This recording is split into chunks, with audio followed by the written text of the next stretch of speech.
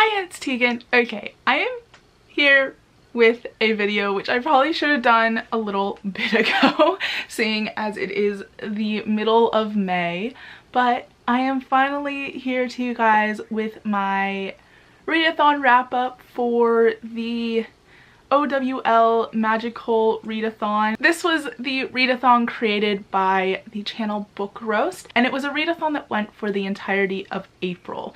Basically, this was a really exciting readathon.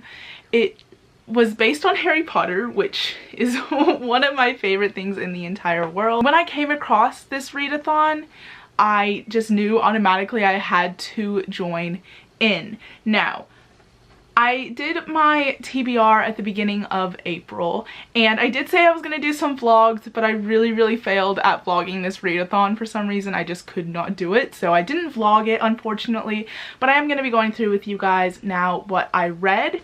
My TBR for this readathon was 9 books long. I did not get to all 9 of those books. I wish I was able to, but I didn't. But I did read 6 books overall, which was my second tier that I really wanted to get to, because according to the rules of this readathon, if you read 9 books, then you get an outstanding O.W.L.s, and if you read 6 books, then you get an exceeds expectations. And I wanted to at least get to that exceeds expectations level. And then also, along with the exams that you had to take and pass, there was also the careers that you could try and aim towards, and I did have one of those that I really wanted to do, and that was the Magizoologist career. And basically in this career there was 4 different classes that you had to take in order to be able to go into this career. And so I made sure I read all 4 of those challenges that coincided with this career, so I could at least say that I passed that, but then I did read 2 extra books as well.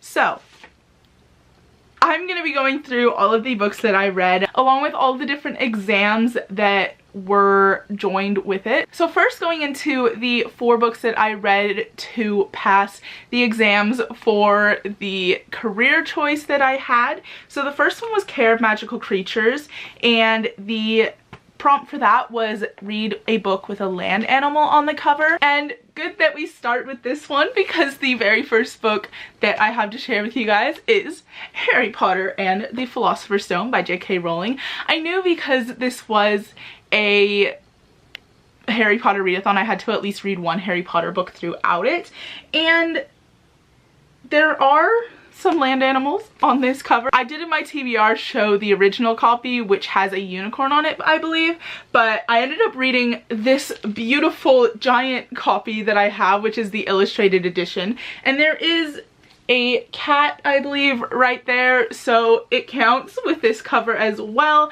But I needed to read a Harry Potter book. This book gets 5 out of 5 stars for me. This book gets 5 out of 5 stars. I don't think I could ever give any of the Harry Potter books less than 5 out of 5 stars, just because I love this series with my entire heart. And yeah, everybody knows what this series is about, so I'm not going to explain that, but I love this series, and I'm really glad that I decided to jump into it. And it took me so much self-control not to continue on with the series last month, because I desperately wanted to, but yeah, I read this and I am very happy that I did. The second exam that I had to take within my Magizoologist career was Charms, and the prompt for that one was age line, read an adult work, and for that I read Attachments by Rainbow Rowell. I adore Rainbow Rowell. She is one of my absolute favorite authors, and I haven't jumped into one of her books in a while, so I was really glad that this readathon gave me the chance to do that. This book is one of her adult novels. She does have quite a few young adult ones, but this is one of her few adult books. And this book follows a guy named Lincoln who lives at home. He lives with his mother, but he is an adult, and he works in a newspaper room, and basically his job is to monitor emails to make sure that nothing is going through that shouldn't. And this book is set in 1999, so it's a fairly older set book, but it follows him, and he ends up getting really intrigued by these 2 people's emails, and he ends up falling in love with one of them. And obviously he can't go and tell her, and he can't introduce himself to her because, like, what is he gonna say? Like, I've been reading your emails and I really enjoy reading your emails. Like, that's a bit creepy. But yeah, so that's what this book follows, and I did really enjoy this book, and this was my first time rereading it since I first read it quite a few years ago, and I gave this book a 4.5 out of 5 stars. There were a few bits that were a bit slow for me, and I think that this being an adult book and I'm so used to reading young adult was what made that for me, but this is a really intriguing story, and I absolutely love jumping back into this world. The next exam that I had to take in my Magizoologist career was a herbology, and the prompt for this was to read a book with a plant on the cover, and for that I went with Me and Earl and the Dying Girl by Jessie Andrews. Now, this is a book that I have read multiple times, and I absolutely adore it. This book follows a boy named Greg who finds out that somebody he knew growing up gets cancer, and it's basically his mom forces him to become friends with this girl named Rachel who has just found out that she has cancer, and it's about him sort of being forced to be friends and then sort of becoming friends with her. It's really interestingly written. There's lots of script writing and there's lots of lists, and it's a really fun book to read. I love the dynamic between Greg and his friend or co-worker Earl. It's really fun book and I really enjoy it. I gave this book a 4.5 out of 5 stars. This book sort of always fluctuates between a 5 and a 4 stars for me every time I read it. I think because there are a few bits in it that are a bit iffy, but other than that, this is a really fun book, and I'm really glad that even though I've read it multiple times before, this readathon gave me the chance to reread it once again. And finally, the fourth or last book on the Magizoologist course list was Potions, and the prompt for that was Next Ingredient, a sequel, and for that I went with In Too Deep by Jude Watson. This is the 6th book in the 39 Clues series. I have been slowly going through and rereading this series. It's been really fun for me. I've actually been listening to them on audiobook, which it's just been a really fun thing to just jump into the audiobook and listen to them. This particular one I gave a 3 out of 5 stars just because I wasn't as like interested in what the story was for this one, and there was a few slow parts. This is a children's book. It's a middle grade book, so it's not going to be like the best writing or anything, but I do really enjoy this series, and it's still like a really fun one to get into. If you don't know what this entire series is about, basically it follows 2 siblings named Amy and Dan Cahill, and in the first book their grandmother dies and leaves this will, which basically says that anybody in the family can either just walk away with $1 million, or they can join the hunt for the 39 clues and that $1 million gets burned.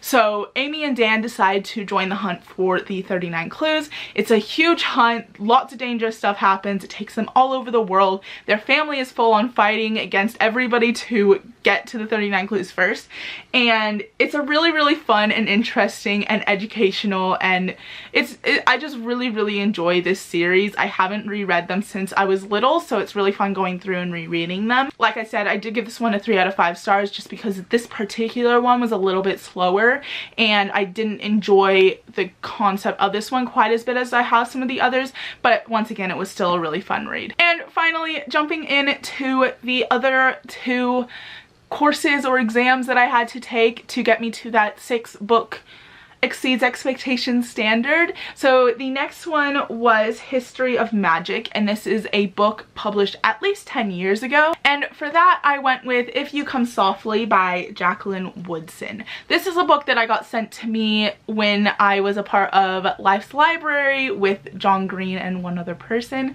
This was the first book, I believe, in that book club, and it was sent to me. This book was published over 20 years ago. This book, it's a really short book. It's less than 200 pages long. I got through it in an afternoon.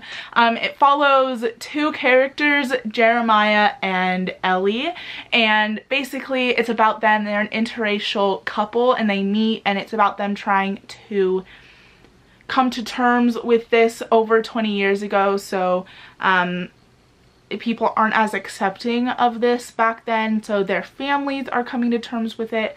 And one thing that I found really, really interesting about this book was when, it's not really a spoiler, but Ellie's sister, so Ellie's white, and Ellie's sister is a lesbian, and so she's already overcome this adversity. She's already been, her mom kind of, not shunned her, but her mom kind of strayed away from her, and so she's already gone through that adversity and had to come to terms with that. And then when Ellie tells her that she's dating somebody of color, she sort of shuns Ellie. And so it's sort of interesting to have seen that somebody can have gone through that adversity themselves and then can push and sort of pull away from somebody who is going through a similar situation. And this was a really powerful and important book. It ended really abruptly. It was quite heartbreaking. I was not expecting the ending of this book. I gave this book a 4.5 out of 5 stars, and I was going to give it less than that. The first half of this book maybe took me quite a while to get into it, and so like the beginning of this book, I thought it was only going to get like 2.5, 3 stars from me because it was taking me quite a while to get into it despite it being so short. However, the last half of this book, more so the last like 50, 70 pages of this book, really, really pulled me in, and I could not put it down. I needed to know what was happening, and the ending of this book is what bumped that rating up higher for me. I really, really enjoyed that. So that is why this book got quite a high score from me. I really did enjoy how powerful and heartbreaking and the dynamic between the characters and everything. It was a really good story, and I would recommend it to you guys. Even being 20 years old, it still packs a powerful punch. And finally, the very last book that I read in April, which the exam that corresponded with it was divination, and the prompt was a book set in the future, and for that I went with The City of Ember by Jan Duprow. I still cannot remember if I have read this book before or not, which is really, really bad. I know I've definitely seen the movie because I absolutely adored the movie when I was little, so I know I've definitely seen the movie, but I still can't remember if I've read this book or not. And even like reading it, there was parts where it was like, I don't know if I remember this from the movie or if I remember it from reading the book before. But either way, I really enjoyed this. I gave this a 3.75 out of 4 stars, around there. You could definitely tell that this was a middle grade dystopian book. There was definitely parts in it where I could tell that, and the writing was a bit off at points, but I did really enjoy the overall story of this book. Basically, this book follows, if you don't know, it follows this underground city which was built over 200 years ago, and now all of these people are living underground, and they've sort of been brought up this way, but they're running low on supplies. They're running low on electricity, on water, on food, on supplies. They're running low on everything. And so we get these 2 teenagers who come together to try and break free of the City of Ember and get out and see what else is out there in the world. And the story is really, really good. I do want to go and read the rest of the books.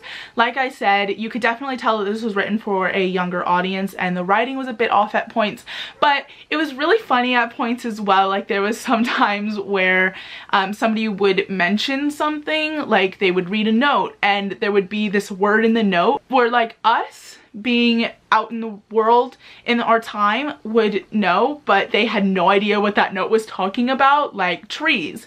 Nobody had any idea what a tree was, which is like, that's crazy. But yeah, I really did enjoy this, and I'm looking forward to, even though it didn't get that high of a star rating from me, I'm looking forward to reading the rest of the series and knowing where this story goes, because I know for a fact even if I did read the first book, I didn't continue on with the rest of them. I just wanted to quickly go through and say what the other 3 books I was going to read were. So the first one was A Court of Thorns and Roses by Sarah J. Maas, and this was based off of ancient runes, and the prompt was was a retelling. Then there was the exam Muggle Studies, and the prompt was contemporary, and the book I was going to read for that was An Abundance of Catherines by John Green. And finally, the last book that I was going to read but didn't get to was based off of the exam Arithmancy, and the prompt was read a work written by more than one author, and for that I was going to read Gemina by Amy Kaufman and Jay Kristoff.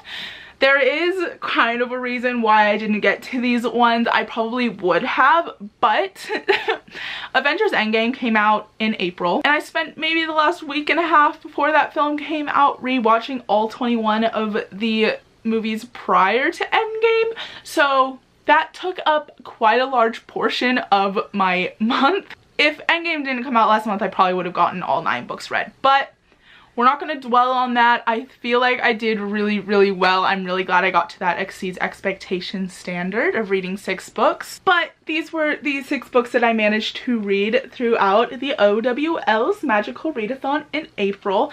I am very happy with how I did, and I'm really excited for the Newt's Readathon, which I'm not exactly sure when that happens, but I know that Book Roast puts that one on as well, and it has to do with what books you and prompts you were able to get through in the O.W.L. So I'm really excited to go into that, and I will definitely be taking part of that as long as it's in a month that I'm able to. But yeah, I'm really sorry for this late wrap up. It's been very, very intense. With uni, I am nearing the end of the trimester, so I have not had a lot of time to film or read or do much of anything at all.